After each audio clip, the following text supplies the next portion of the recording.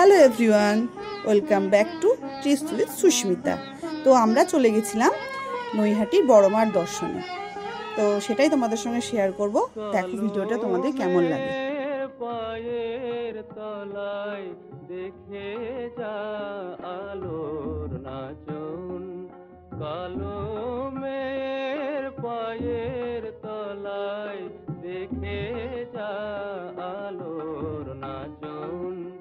রূপ দেখে দে বুক পেতে শিব, রূপ দেখে দে বুক পেতে শিব, যার হাতে মরণ বচন দেখে যা আলো